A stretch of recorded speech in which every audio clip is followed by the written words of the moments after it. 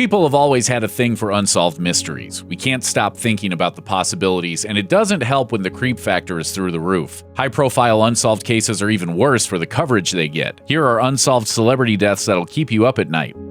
Jason Mizell, better known as Jam Master Jay, the DJ who anchored the iconic Queens trio Run DMC, was as well-liked as anyone in the hip-hop industry, so his shocking death was especially baffling. In October 2002, Jay was working in the studio when an unknown group of people arrived. An hour later, he was dead of a gunshot wound to the back of the head, and to this day, the only people who know why aren't talking. 15 years after the murder, former NYPD detective Derek Parker revealed that the case was once actually close to being somewhat solved. So you think you know who killed Jam Master Jay? Yes. Parker chalks the case's persistent unsolved status up to the failure of witnesses to cooperate, which there just may be a good reason for. According to Jay's cousin Ryan Thompson, any potential witnesses would be jailed as accomplices if they spoke up. But by late October 2017, the case was officially deemed cold, and it doesn't seem like it'll be heating up anytime soon. The death of Natalie Wood riveted the nation in 1981. During the filming of the thriller Brainstorm, the actress was enjoying some R&R aboard a yacht anchored off Catalina with husband Robert Wagner and castmate Christopher Walken. Somehow, Wood vanished from the boat, and her body was later found floating over a mile away. The death was ruled an accidental drowning until the case was reopened in 2011 due to new information from witnesses. Investigators have largely kept the nature of this information under wraps, but enough is known to poke some serious holes in Wagner's story. He claims he and Walken had an argument, then calmed down and noticed that Wood was missing. But multiple witnesses claim to have heard a man and a woman arguing heatedly during the time frame in question, and investigators have also noted that Wagner has at times failed to get his story straight. Furthermore, Wood was known to be terrified of water, and according to Los Angeles County Detective Ralph Hernandez, she looked like she had been assaulted when investigators recovered her body. Wagner, now in his 80s, was deemed a person of interest in 2018. The renewed investigation has been ongoing ever since.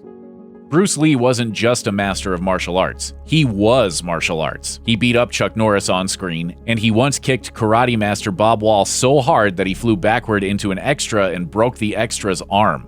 It seemed like nothing could ever take him down, but something did, even if we still don't know what it was over 4 decades later. Lee died at the age of 32 in a friend's apartment. The official cause of death was cerebral edema, a swelling of the brain, but theories of the underlying cause immediately began to fly. These included heat stroke caused by having the sweat glands in his armpit removed, an allergic reaction to a painkiller, and even a ninja assassination. But no satisfactory explanation was ever found, unless Lee indeed found it himself. As depicted in the 1993 biopic Dragon: The Bruce Lee Story, Lee was convinced that a demon stalked the male members of his family, including his son Brandon, who would die in a tragic accident in 1993 during filming of The Crow. Jack Nance was the unlikely muse of David Lynch, who cast him as the lead in his surreal masterpiece Eraserhead. Nance also appeared in Blue Velvet and Twin Peaks, and he would have gone on to anchor even more Lynchian weirdness had he not gotten involved in a random street fight in 1997. After exchanging words with 2 young men in a donut shop, Nance was punched twice in the head. He arrived home complaining of a terrible headache, but otherwise he didn't seem out of sorts. The next day, a friend who stopped by to check up on him found him dead of his injuries. Lynch remembered his friend as easily irritated and prone to being vocal about it, which may have had something to do with the altercation. The men who delivered the fatal punches were never identified, and decades after the fact, it's highly doubtful they ever will be. Bob Crane was the genial, handsome star of 60s sitcom Hogan's Heroes. His squeaky clean image made his gruesome 1978 death all the more unfathomable. He was discovered in his Scottsdale, Arizona home with his head bashed in and an electrical cord tied around his neck. But if his death was shocking, the details about his private life that leaked out afterward were even more mind-boggling.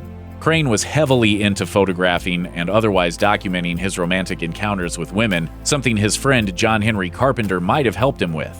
Carpenter immediately became the focal point of the investigation and was even tried for the crime in 1994, but he was ultimately acquitted. A 2016 re-examination of DNA evidence also failed to pin the crime on Carpenter, who died in 1998, and the case officially went cold once again. The case was the subject of the 2002 film Autofocus, starring Greg Kinnear and Willem Dafoe as Crane and Carpenter. While the film certainly isn't reserved in its opinion that Carpenter was responsible for the crime, it's doubtful we'll ever know for sure.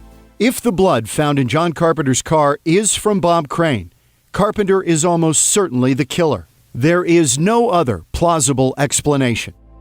Musician Peter Ivers composed some of the music for Eraserhead, and then he spent the early 80s making a name for himself on the burgeoning new wave scene. He championed the genre as the host of USA Network's New Wave Theater from 1981 to 1983. His eccentric style could border on performance art in its own right, and he may have well been on his way to national stardom had his life not been cut brutally short on March 1, 1983. Ivers was found bludgeoned to death in his LA apartment, and police determined he had been killed by an intruder, perhaps an opportunistic burglar. However, one potential suspect was David Jove, the creator of New Wave Theater, whom Ivers didn't always get along with. But Jove was never charged, and it soon became apparent that no additional leads would be forthcoming.